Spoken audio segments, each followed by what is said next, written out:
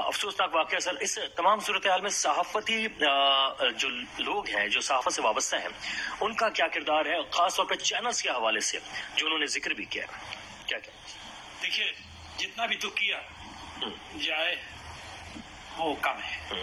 ارشد شریف صاحب کی جس طریقے سے موت واقع ہوئی ہے اور ساری حکومت جو ہے اور سارے لوگ جو ہیں وہ تمام کے تمام، یہ نہیں کہ کوئی صرف پی ٹی آئی یا صرف عمران خان صاحب جو ہیں وہ ارشد شریف کے پیچھے کھڑے ہیں. وہ کوئی ارشد شریف صاحب جو تھے وہ پی ٹی آئی کے ممبر نہیں تھے، وہ ان کے بیانیے کو لے کے چل رہے تھے. ٹھیک.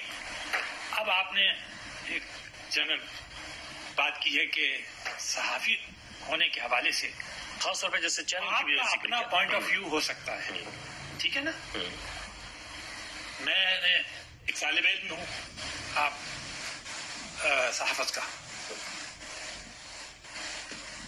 آپ کے پاس کوئی چیز آتی ہے تو سب سے پہلے کام دیکھیں، پولیٹیکل پارٹی کا تو کام یہ ہے کہ وہ مجھے بلائے گی، وہ مجھے کہے گی کہ دیکھو یہ چیز ہے، اس کو آپ آگے بڑھیں. ٹھیک ہے، یہ بیٹھی ہے میری بہن، لیکن حقیقت ہے اور کام ہی ان کا ہی ہے. اب میں ایز اے صحافی میرا فرض یہ ہے کہ میں یہ دیکھوں کہ جو بھی کوئی یہ مجھے دے رہے ہیں، ڈاکیومنٹ دے رہے ہیں یا بیانیہ دے رہے ہیں، وہ کیا واقعی میں ملک اور قوم کے پوائنٹ آف ویو سے اگر اس کی اہمیت اتنی زیادہ، اور یہ ہاں ہو گئی ہے.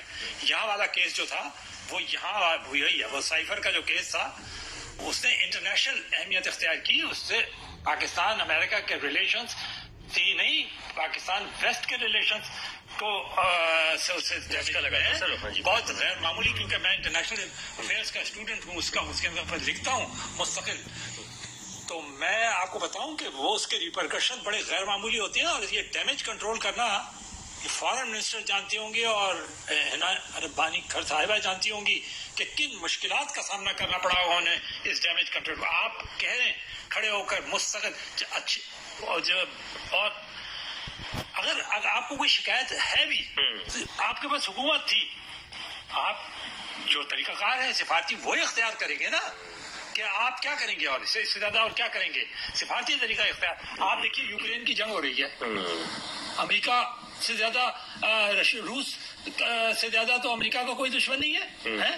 چائنا ان کا اتنا بڑا مخالف ہے، لیکن مستقل وہ بات چیت کر رہے ہیں.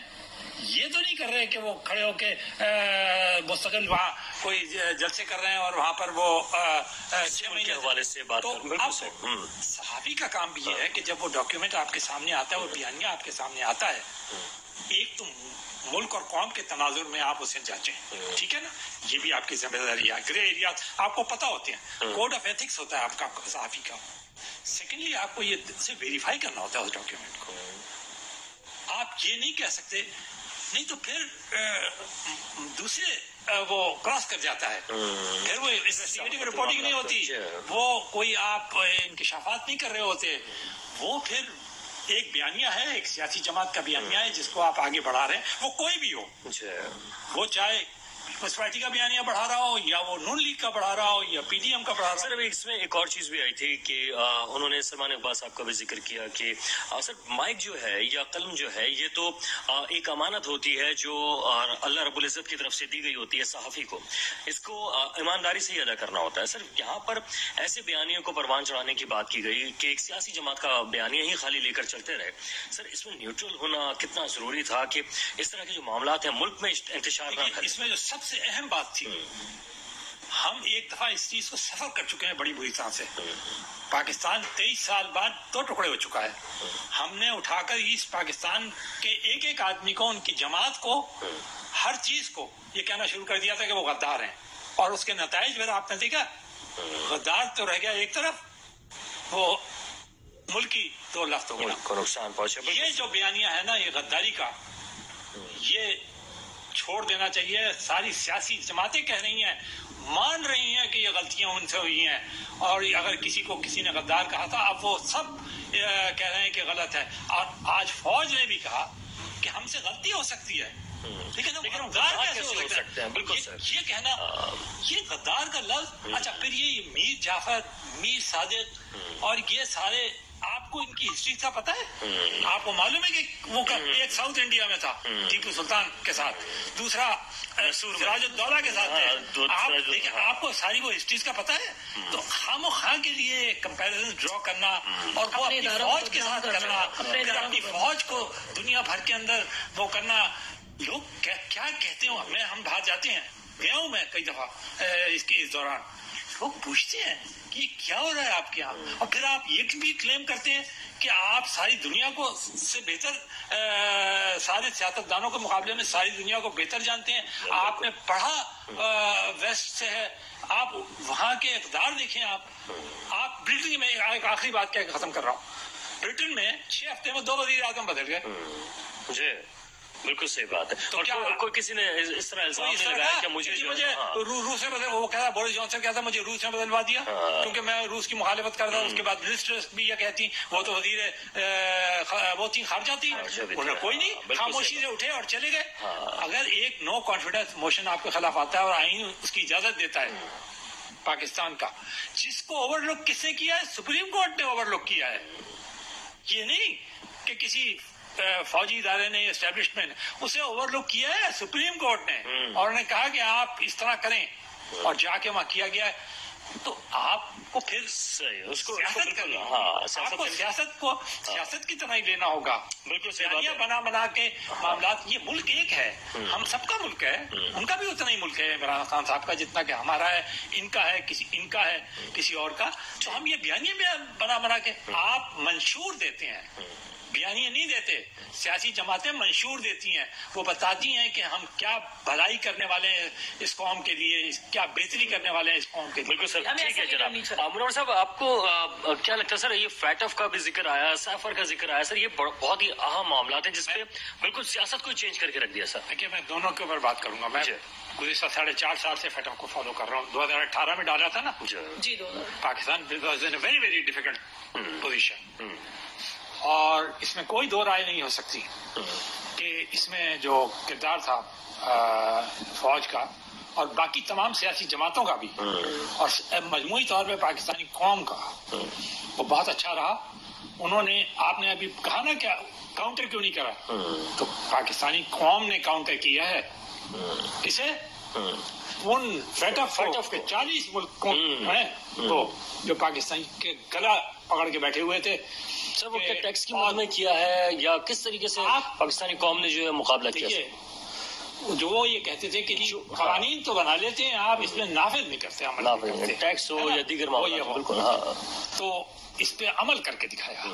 और मैं ये पीपल्स पार्टी के, लेकिन मेरा उस पॉइंट ऑफ व्यू से मैं नहीं कह रहा।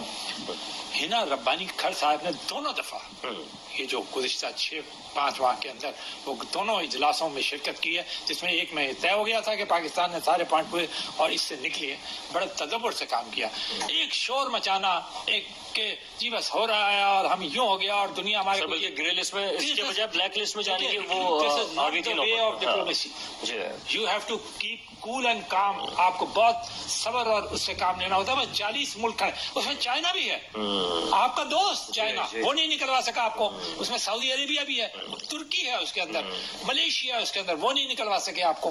तो इसका मतलब ये आपको सबको लाइन पे लाना पड़ता है। जबकि इधर खान साहब ने जो एक सिलसिला शुरू किया हुआ था आप जो जलसों का, जिस हर जलसे के अंदर तो ये सारा काउंटर जा रहा था पाकिस्तान के।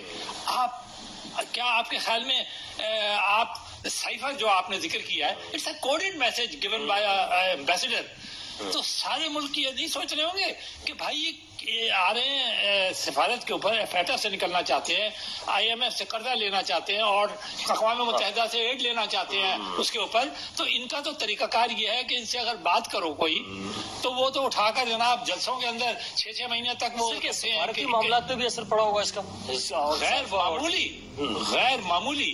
और इसीलिए मैं कह रहा हूँ कि हमारे फॉरेन मिनिस्टर को, हमारे प्राइम मिनिस्टर को, हमारे ये इनको है ना बहुत डिफिकल्टी का सामना करना पड़ रहा है। तो देखिए, इसमें दो चीजें होती हैं। बेसिकली कोई मुल्क एक हिकमत अमली बनाता है जिसे अंग्रेजी में कहते हैं स्ट्रेटेजी। वो स्ट्रेटेजी ये होती है कि आप अपने मफादात को आगे बढ़ाते हैं। जैसे कश्मीर भी हमारा मफादात को आगे बढ़ाते हैं, लेकिन डैमेज को कंट्रोल करते हैं। اب مشکل یہ ہو گئی تھی کہ جو ڈیمیج ہو رہا تھا وہ باہر سے نہیں ہو رہا تھا، وہ ہمارے اندر سے ہو رہا تھا.